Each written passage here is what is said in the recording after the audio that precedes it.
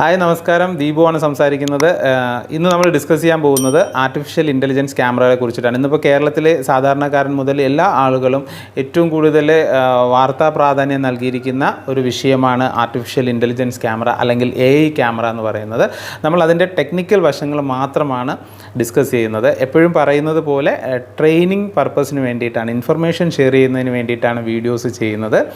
ഇതിനു മുന്നേയും ട്രാഫിക് നിയമങ്ങൾ പാലിക്കുന്നതിന് വേണ്ടിയിട്ട് അല്ലെങ്കിൽ ഗതാഗത പരിപാലനത്തിന് വേണ്ടിയിട്ട് CCTV സംവിധാനങ്ങൾ ഇൻസ്റ്റാൾ ചെയ്തിരുന്നു. അപ്പോഴൊന്നുമില്ലാത്തൊരു വാർത്താ പ്രാധാന്യം AI ക്യാമറയ്ക്ക് വന്നിട്ടുണ്ടെങ്കിൽ അതിൻ്റെ പെർഫോമൻസിലും അത്രത്തോളം പ്രത്യേകതകളുണ്ട് എന്ന് തന്നെ നമുക്ക് വിശ്വസിക്കാം എന്നുള്ളതാണ്.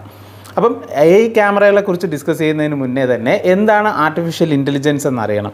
ആർട്ടിഫിഷ്യൽ ഇൻ്റലിജൻസ് എന്ന് പറഞ്ഞു കഴിഞ്ഞാൽ സാധാരണ നമ്മൾ അറിയാതെ തന്നെ ഇതിൻ്റെയൊക്കെ ചെറിയ ചെറിയ ആപ്ലിക്കേഷൻസ് നമ്മുടെ ദൈനംദിന ജീവിതത്തിൻ്റെ ഭാഗമായി കഴിഞ്ഞിട്ടുണ്ട്.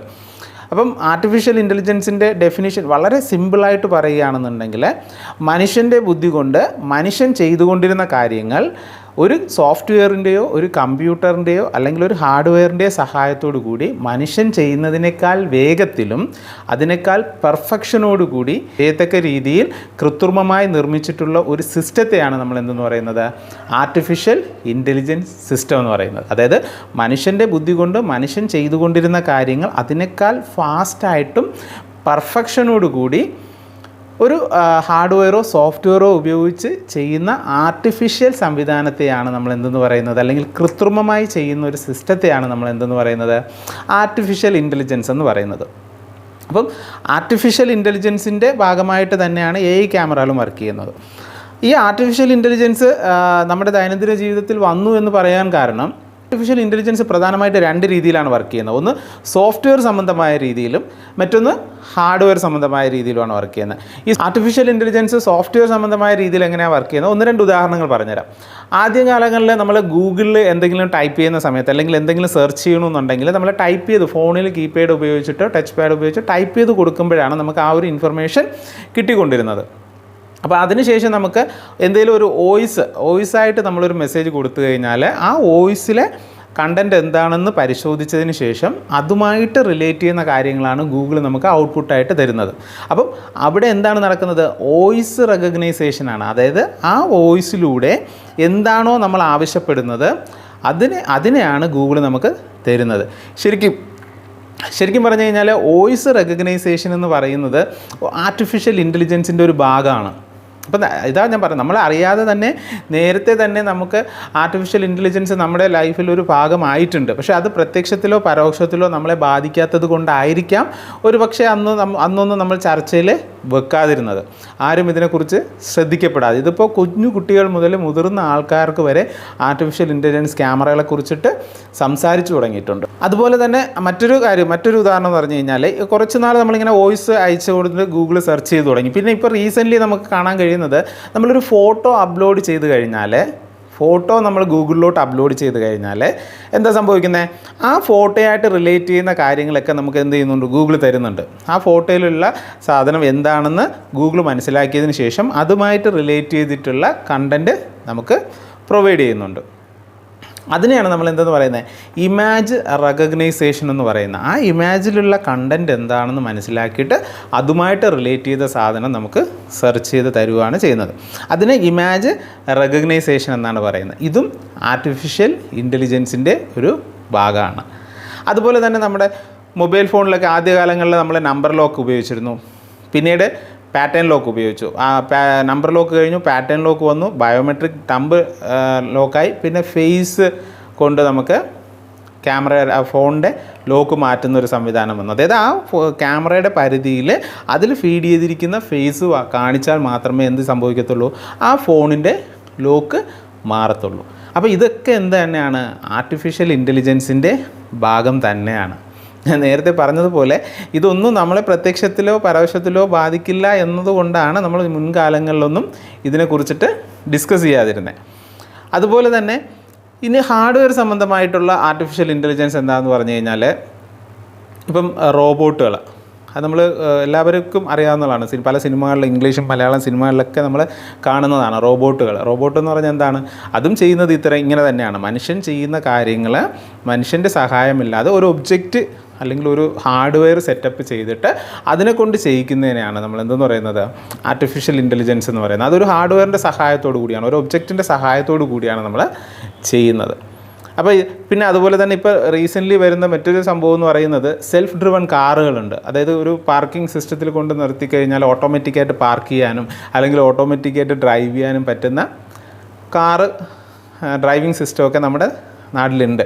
അപ്പോൾ ഇതൊക്കെ തന്നെ എന്താണ് ആർട്ടിഫിഷ്യൽ ഇൻ്റലിജൻസിൻ്റെ ഭാഗമായിട്ട് വരുന്ന പുതിയ അപ്ഡേഷനുകളാണ്. ഇതിൽ ഏറ്റവും ഒരു ഗുണം എന്ന് പറയുന്നത് ആർട്ടിഫിഷ്യൽ ഇൻ്റലിജൻസിൻ്റെ ഏറ്റവും ഗുണം എന്ന് പറയുന്നത് നമ്മൾ ചെയ്യുന്നതിനേക്കാൾ മനുഷ്യൻ ചെയ്യുന്നതിനേക്കാൾ പെർഫെക്ഷനോടുകൂടി പെർഫെക്ഷനോടുകൂടി വേഗത്തിലും കാര്യങ്ങൾ ചെയ്യാൻ കഴിയുന്നു എന്നുള്ളതാണ് ആർട്ടിഫിഷ്യൽ ഇൻ്റലിജൻസിൻ്റെ ഗുണം. അതുകൊണ്ട് ഒരു പരിധിവരെ ഇപ്പോൾ ക്യാമറയുടെ അല്ല മറ്റു കാര്യങ്ങളിലോട്ട് പോവുകയാണെന്നുണ്ടെങ്കിൽ എപ്പോഴും പ്രൊഡക്ടിവിറ്റി കൂടിക്കൊണ്ടേയിരിക്കും. നമ്മുടെ രാജ്യത്തിൻ്റെ അല്ലെങ്കിൽ ഒരു സ്ഥാപനത്തിൻ്റെ അത് ഉപയോഗിക്കുന്നവർക്ക് എല്ലാത്തിൻ്റെ നമ്മുടെ പ്രൊഡക്ടിവിറ്റി കൂട്ടാൻ ആർട്ടിഫിഷ്യൽ ഇൻ്റലിജൻസിന് കഴിയുമെന്നുള്ളതാണ് ഏറ്റവും വലിയൊരു പ്രത്യേകത. ഒരു പോസിറ്റീവ് സൈഡ് എന്ന് പറയുന്നത് അത് തന്നെയാണ്. എപ്പോഴും നമ്മുടെ വേഗത കൂട്ടുവാൻ ആർട്ടിഫിഷ്യൽ ഇൻ്റലിജൻസിന് കഴിയുമെന്നുള്ളതാണ്. അപ്പോൾ ഇനിയാണ് നമ്മുടെ ആർട്ടിഫിഷ്യൽ ഇൻ്റലിജൻസ് ക്യാമറകളെ കുറിച്ചിട്ട് ഡിസ്കസ് ചെയ്യുന്നത്. ഞാൻ തുടക്കത്തിൽ പറഞ്ഞിരുന്നു, ആദ്യ കാലഘട്ടങ്ങളിലും ഗതാഗത പരിപാലനങ്ങൾക്ക് വേണ്ടിയിട്ട് CCTV സംവിധാനങ്ങൾ ഉപയോഗിച്ചിരുന്നു. നമ്മളെല്ലാവരും കാണുന്നതാണ്. ഈ പ്രധാന റോഡുകൾ വന്നു ചേരുന്ന എല്ലാ സ്ഥലങ്ങളിലും അല്ലെങ്കിൽ വേഗത്തിൽ പോകാൻ സാധ്യതയുള്ള എല്ലാ റോഡുകളിലും ക്യാമറകൾ സ്ഥാപിച്ചിരുന്നു. ആർട്ടിഫിഷ്യൽ ഇൻ്റലിജൻസ് ക്യാമറയിലോട്ട് വന്നപ്പോഴത്തേക്കും ഇതിൽ ഏറ്റവും വലിയൊരു പ്രത്യേകത എന്ന് പറയുന്നത് ആർട്ടിഫിഷ്യൽ ഇൻ്റലിജൻസ് ക്യാമറയ്ക്ക് ഒബ്വിയസ്ലി സാധാരണ ക്യാമറകളെക്കാൾ പെർഫെക്ഷൻ കൂടുതൽ തന്നെയാണ്. അത് നമുക്ക് കോസ്റ്റ് ബേസ് എടുത്ത് നോക്കിക്കഴിഞ്ഞാൽ ഊഹിക്കാവുന്ന കാര്യമേ ഉള്ളൂ. ആർട്ടിഫിഷ്യൽ ഇൻ്റലിജൻസ് ക്യാമറക്ക് സാധാരണ ക്യാമറകളെക്കാൾ ക്വാളിറ്റി കൂടുതലാണ്, പെർഫോമൻസ് കൂടുതലാണ്. പക്ഷേ ഇതിനകത്ത് ഏറ്റവും ഇൻട്രസ്റ്റിംഗ് ആയിട്ട് പറയാനുള്ള കാര്യം എന്ന് പറഞ്ഞാൽ ഇതിൽ ഉപയോഗിച്ചിരിക്കുന്ന അൽഗോരിതം, ലേറ്റസ്റ്റ് അൽഗോരിതമാണ് ഉപയോഗിച്ചിരിക്കുന്നത്. ഒബ്ജക്റ്റ് സ്കാനിങ് ആണ്. ഒബ്ജക്റ്റ് സ്കാനിങ് അൽഗോരിതമാണ് ഇതിനകത്ത് ഉപയോഗിച്ചിരിക്കുന്നത്. അപ്പോൾ ഈ വീഡിയോ ടെക്നിക്കൽ വശങ്ങൾ അറിഞ്ഞുകൂടാത്തവർക്ക് ചിലപ്പം ഒബ്ജക്റ്റ് സ്കാനിങ് അൽഗോരിതം എന്ന് പറഞ്ഞു കഴിഞ്ഞാൽ എന്താണെന്ന് അറിയാൻ പറ്റത്തില്ലായിരിക്കും. വേറൊന്നുമല്ല, സിമ്പിളാണ്. അതിനകത്ത് ഇപ്പം കുറച്ചുകൂടെ വ്യക്തമായിട്ട് പറഞ്ഞു കഴിഞ്ഞാൽ AI ക്യാമറ ഉപയോഗിച്ചുകൊണ്ട് നമുക്ക് ഒരു വാഹനമാണോ പോകുന്നതെന്നും അല്ലെങ്കിൽ ഒരു മനുഷ്യനാണോ പോകുന്നതെന്നും നമുക്ക് ഡിറ്റക്ഷൻ ചെയ്യാൻ കഴിയുമായിരുന്നു. നോർമൽ ക്യാമറകൾ നമ്മൾ ഇൻസ്റ്റാൾ ചെയ്യുമ്പോൾ അതിൽ ഹ്യൂമൻ ആയാലും വെഹിക്കിളായാലും മറ്റെന്തെങ്കിലും ഒരു ഒബ്ജക്റ്റ് ആണെങ്കിൽ പോലും പ്രത്യേകിച്ച് യാതൊരുവിധ സംവിധാനങ്ങളൊന്നുമില്ല. അതെല്ലാം തന്നെ എന്ത് ചെയ്യുകയാണ്, റെക്കോർഡ് ചെയ്തുകൊണ്ടാണ് ഇരിക്കുന്നത്. പക്ഷേ AI ക്യാമറയെ സംബന്ധിച്ചിടത്തോളം അത് അങ്ങനെയല്ല. നമുക്ക് വേണ്ടുന്ന ഒബ്ജക്റ്റിനെ മാത്രം നമുക്ക് സ്കാൻ ചെയ്തിട്ട് അത് വരുമ്പോൾ മാത്രം നമുക്ക് നോട്ടിഫിക്കേഷനായിട്ട് ലഭിക്കുന്ന സംവിധാനമാണ് AI ക്യാമറകളിൽ ഉള്ളത്. ഒത്തിരി ഫീച്ചേഴ്സ് ഉണ്ട്. ഇപ്പം ഗതാഗത പരിപാലനത്തിന് വേണ്ടി മാത്രമല്ല ആർട്ടിഫിഷ്യൽ ഇൻ്റലിജൻസ് ക്യാമറകൾ ഉപയോഗിക്കുന്നത്. ഇപ്പം അതിനകത്ത് കൂടുതലായിട്ട് വരുന്നത് വെഹിക്കിൾ ഡിറ്റക്ഷനാണ്. ഇപ്പോൾ ഒരു ക്യാമറ ഏതെങ്കിലും ഒരു പോർഷനിൽ വെച്ച് കഴിഞ്ഞാൽ ആ ക്യാമറയുടെ പരിധിയിൽ വരുന്ന വെഹിക്കിൾസിൻ്റെ എല്ലാത്തിൻ്റെയും ഒരു ഇമേജ് പോപ്പപ്പ് ആയിട്ട് കിട്ടും. അപ്പോൾ മുൻകാലങ്ങളിലെന്ന് പറഞ്ഞു കഴിഞ്ഞാൽ നമ്മൾ ത്രൂ ഔട്ട് വീഡിയോ നോക്കി ഇരുന്നിട്ട് അതിൽ നിന്നാണ് വാഹനങ്ങളെ ട്രേസ് ചെയ്തെടുക്കുന്നത്. പക്ഷേ ഇപ്പോൾ അങ്ങനെയല്ല. എന്താ ചെയ്യുന്നത്, ആ ഒരു ക്യാമറ ഇരിക്കുന്ന പരിധിയിൽ വരുന്ന വാഹനങ്ങളെ മാത്രമാണ് ക്യാമറ ഡിറ്റക്റ്റ് ചെയ്യുന്നത്. അതാണ് ഏറ്റവും വലിയൊരു പ്ലസ് പോയിൻ്റ് എന്ന് പറയുന്നത്. അതാണ് ഒബ്ജക്റ്റ് സ്കാനിങ് എന്ന് പറയുന്നത്. ഇപ്പോൾ നമ്മൾ ആ ക്യാമറയിൽ വാഹനങ്ങളുടെ ആണ് സെറ്റ് ചെയ്ത് വെച്ചിരിക്കുന്നതെങ്കിൽ, ഒബ്ജക്റ്റ് എന്ന് പറയുന്നത് വാഹനം അല്ലെങ്കിൽ വെഹിക്കിളാണ് നമ്മൾ സെറ്റ് ചെയ്ത് വെച്ചിരിക്കുന്നതെങ്കിൽ ആ ക്യാമറയിൽ നിന്ന് കിട്ടുന്ന ഔട്ട്പുട്ട് എന്ന് പറയുന്നത് വെഹിക്കിൾസിൻ്റെത് മാത്രമായിരിക്കും. നമുക്ക് വെഹിക്കിൾസിൻ്റെ മാത്രം റെക്കോർഡിങ് ചെയ്യാൻ പറ്റും, വെഹിക്കിൾസിൻ്റെ മാത്രം മെസ്സേജ് പോപ്പപ്പായിട്ട് ലഭിക്കാൻ കിട്ടും. അങ്ങനെ ഒത്തിരി ഫീച്ചേഴ്സും കാര്യങ്ങളൊക്കെ അതിനകത്ത് വരുന്നുണ്ട്. ഇനി അടുത്തത് വേണ്ടത് നമുക്ക് ഹ്യൂമൻ ഡിറ്റക്ഷൻ മാത്രം മതിയെന്നുണ്ടെങ്കിൽ, ഇപ്പോൾ നമ്മളൊരു ക്യാമറ വെക്കുന്നിടത്ത് നമ്മുടെ ഒരു പ്രിമിസസിനകത്ത് ഒരു ഓഡിറ്റോറിയം അല്ലെങ്കിൽ ഒരു സ്പേസിൽ നമ്മളൊരു ക്യാമറ വെച്ചിട്ട് അതിനകത്ത് ഹ്യൂമൻ ബോഡിയായിട്ട് റിലേറ്റ് ചെയ്യുന്ന ഒരു ഒബ്ജക്റ്റ് കടന്നു വരുമ്പോൾ മാത്രം അത് വർക്ക് ചെയ്താൽ അത് ഡിറ്റക്റ്റ് ചെയ്താൽ മതി എന്നുണ്ടെങ്കിൽ അങ്ങനെ വേണമെങ്കിൽ നമുക്കത് സെറ്റ് ചെയ്ത് വെക്കാവുന്നതാണ്.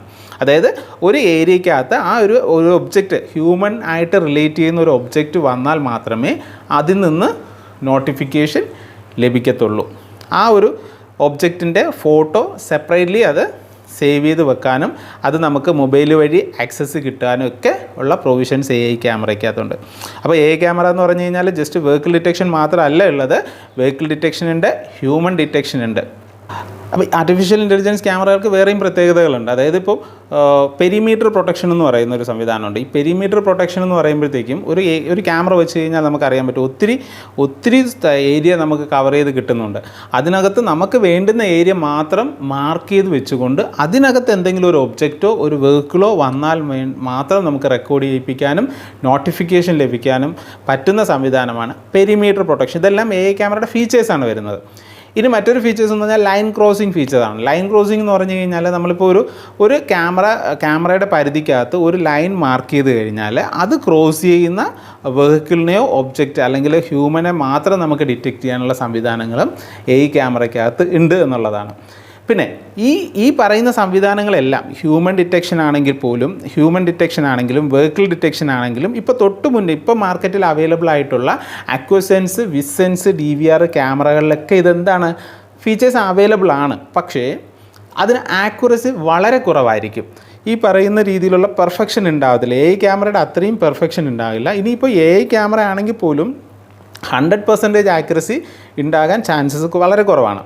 അത് നമ്മൾ എക്സ്പീരിയൻസ് ചെയ്യേണ്ട ഒരു കാര്യമാണ്. സാധാരണയുള്ള ക്യാമറകൾ പല ഡെമോൺസ്ട്രേഷനും ചെയ്തിട്ടുണ്ട്. അതിനകത്ത് വളരെ ആക്യുറസി കുറവാണ്. ഒരു 50-60% മാത്രമേ നമുക്ക് ഇതിനകത്ത് ആക്യുറസി ഉണ്ടാകത്തുള്ളൂ. പക്ഷേ AI ക്യാമറയെ സംബന്ധിച്ചിടത്തോളം എബോവ് 90% ആക്യുറസി ഉണ്ടാവും. 100% ഇല്ലെങ്കിൽ പോലും എബോവ് 90% ആക്യുറസി ഉണ്ടാവും എന്നുള്ളതാണ്.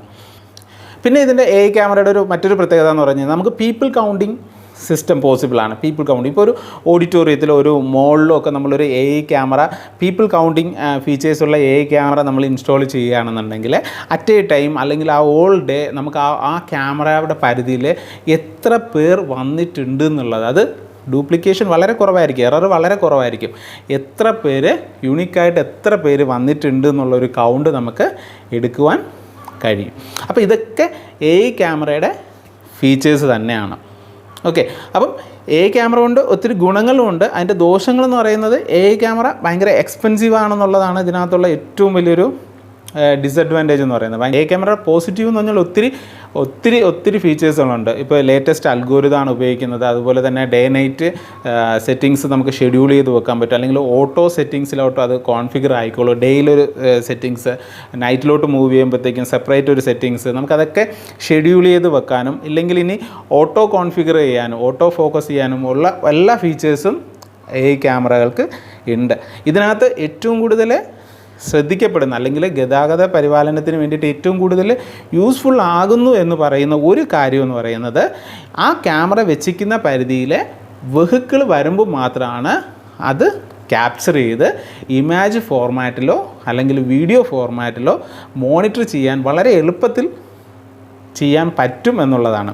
മുൻകാലങ്ങളിൽ CCTV മുഴുവൻ ഫൂട്ടേജും എടുത്ത് പരിശോധിച്ചു കൊണ്ടിരുന്നാൽ മാത്രമേ നമുക്ക് എന്ത് ചെയ്യാൻ പറ്റത്തുള്ളൂ, ഒരു വാഹനം പോകുമ്പോൾ അത് ട്രാഫിക് നിയമങ്ങൾ പാലിച്ചുകൊണ്ടാണോ പോകുന്നതെന്ന് മനസ്സിലാക്കാൻ കഴിയത്തുള്ളൂ. പക്ഷേ ഇപ്പോൾ അത് കുറച്ചുകൂടി ഈസി ആയിട്ടുണ്ട്.